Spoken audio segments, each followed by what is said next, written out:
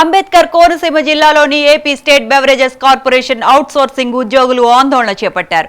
అమలాపురంలోని beverages corporation liquor depot వద్ద ఉద్యోగులు తమ నిరసన తెలియజేశారు. తమకు ఉద్యోగ భద్రత కల్పించాలని డిమాండ్ చేశారు. ప్రభుత్వం మద్యం దుకాణాల్లోనూ డిపోల్లోనూ జిల్లా వ్యాప్తంగా 350 మంది అవుట్సోర్సింగ్ ఉద్యోగులున్నారన్నారు. నూతన ప్రభుత్వం తీసుకువచ్చిన లిక్కర్ పాలసీ కారణంగా తామంతా నిరుద్యోగులుగా మారుతామని ఆవేదన వ్యక్తం చేశారు. తమకు భద్రత కల్పించాలని, లేకపోతే ఆందోళనలు తీవ్రతరం చేస్తామని హెచ్చరించారు.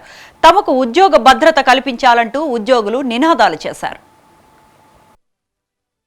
19 మద్యం పాలసీలో భాగంగా జిల్లా కమిటీ ఆధ్వర్యంలో మేమందరం కూడా ఇందులో ఉద్యోగాలు చేయడం జరిగిందండి. మద్యం పాలసీ మార్పు ద్వారా ప్రస్తుతం మా అందరి ఉద్యోగాలు కూడా పోయే పరిస్థితి ఏర్పడిందండి. ఆ ఉద్యోగ భద్రత విషయంలో ఎటువంటి హామీ గాని ఎటువంటి వివరణ కూడా మాకు ఇంతవరకు ఇవ్వడం జరగలేదండి. మొన్న 19వ తారీఖు మా రాష్ట్ర యూనియన్ సభ్యులు విజయవాడలోని మా ఎండి గారి ఆఫీస్ వద్ద కలవడం జరిగిందండి. వారు ఇచ్చిన హామీ ప్రకారం ఒక 3 రోజులు వేచి ఉండండి, దీనిపై మేము ఏదో రకమైన మీకు పరిష్కారం చూపిస్తాము, అలాగే ఏ శాఖల్లో ఖాళీలు ఉన్నాయో వివరాలు తీసుకుని ఆ రకంగా మీరు న్యాయం చేసే దిశగా మేము ఆలోచన చేస్తున్నామని చెప్పేసి హామీ ఇవ్వడం జరిగిందండి.